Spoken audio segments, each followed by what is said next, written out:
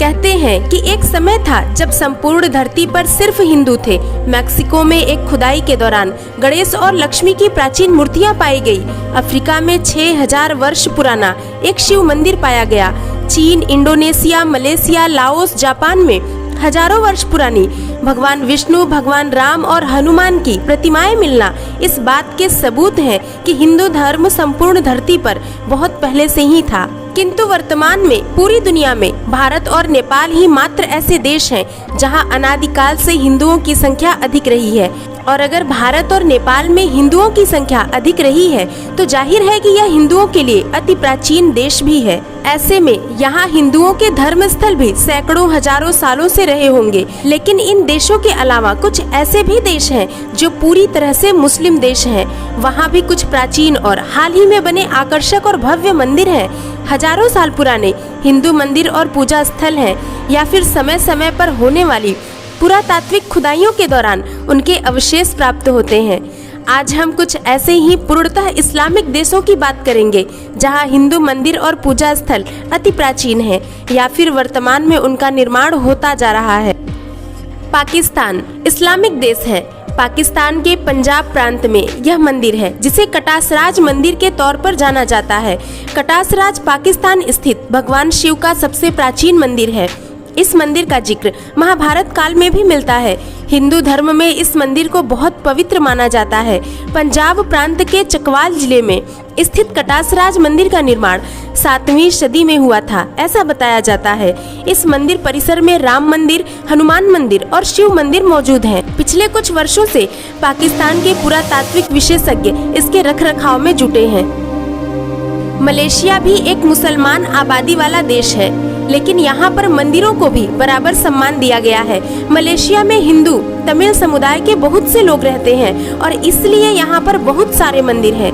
यहाँ के गोमबाग में बातू गुफाएं हैं जिनमें कई मंदिर हैं। यह गुफा एक पहाड़ी पर है और यह जगह राजधानी कुआलालंपुर से 13 किलोमीटर दूर है। इस गुफा में भगवान शिव और पार्वती के ज्येष्ठ पुत्र कार्तिकेय का मंदिर है, जिसे मुरुगन के नाम से जानते हैं। मंदिर में भगवान मुरुगन की बड़ी सी प्रतिमा है। यह स्थान मलेशिया में बसे हिंदुओं द्वारा मनाए जाने वाले त्योहार थाई पूसम का मुख्य केंद्र है। अब हम बात करते हैं इंडोनेशिया की। इंडोनेशिया के जावा में प्रम्बान मंदिर देश का सबसे विशाल हिंदू मंदिर है। यह मंदिर खास तौर पर भगवान शिव, भगवान विष्णु और भगवान ब्रह्मा को समर्पित है। यह मंदिर यूनेस्को की विश्व धरोहर में भी शामिल है। मंदिर में त्रिदेव के साथ ही उनके वाहनों के भी मंदिर है। मंदिर 9वीं सदी में बना है, ऐसा बताया जाता है। यह इतना लोकप्रिय है कि अमेरिका के पूर्व राष्ट्रपति बराक ओबामा भी यहाँ पर दर्शन के लिए आ चुके हैं। बाली में पुरातमल सरस्वती मंदिर और जावा में स्थित सिंहसरी शिव मंदिर भी काफी लोकप्रिय है। ओमान, जो पूरी तरह से इस्लामिक देश है।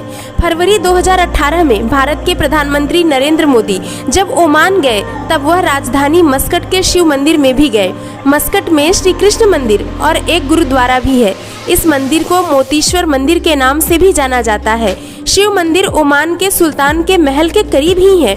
सिब एयरपोर्ट से यह लगभग 85 किलोमीटर दूरी पर स्थित है। इस मंदिर का गुजरात के व्यापारियों से भी खासा रिश्ता है। अब हम बात करते हैं संयुक्त अरब अमीरात की। संयुक्त अरब अमीरात के दुबई में भी एक हिंदुस्तान बसता है, जो न सिर्फ देश को विदेशी मुद्रा भेजता है बल्कि हर मौकों पर दुनिया को अपनी मौजूदगी का एहसास करवाता है। एक रिपोर्ट के अनुसार यहाँ 34 लाख से अधिक भारतीय रहते हैं। यहाँ की 10% आबादी हिंदू है। सिखों की जनसंख्या भी अनुमानतः 50,000 है। इतनी बड़ी आबादी के कारण भारतीय हिंदू और सिख अपने त्योहार धूमधाम से मनाते हैं। दुबई का प्रशासन भी भारतीय त्योहार जैसे दिवाली, दशहरा, स्वतंत्रता दिवस, गणतंत्र दिवस को सेलिब्रेट करता है। कई बार बुर्ज खलीफा को भारतीय रंगों त्योहारों का एक हिस्सा भी बनाया गया है।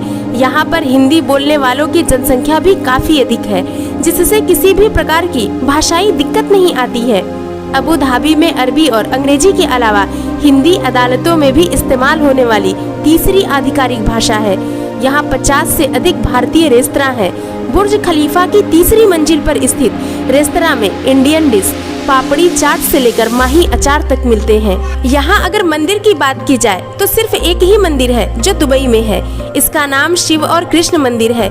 यह मंदिर अल रिग्गा स्ट्रीट से कुछ दूरी पर ही है। इस मंदिर में दुबई में बड़ी तादाद में बसे हिंदू रोजाना पूजा के लिए जाते हैं। मंदिर के करीब ही एक गुरुद्वारा भी है।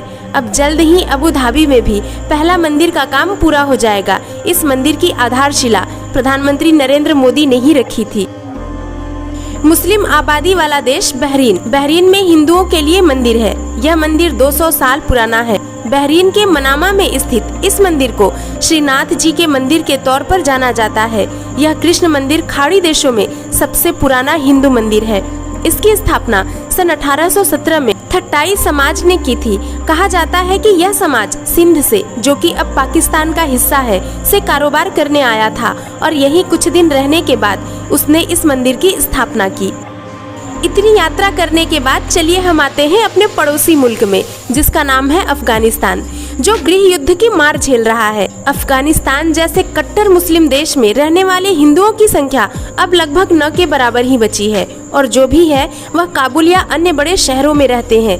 ऐसे में वहाँ मुस्लिम धर्म के अलावा अन्य किसी भी धर्म के धर्मस्थलों का अस्तित्व में रहना असंभव है। फिर भी काबुल जैसे शहर में कुछ प्राचीन हिंदू मंदिरों के अवशेष बचे हुए हैं। अफगानिस्तान के बाद एक और हमारा पड़ोसी देश है बांग्लादेश, जो कभी भारत का ही हिस्सा हुआ करता था।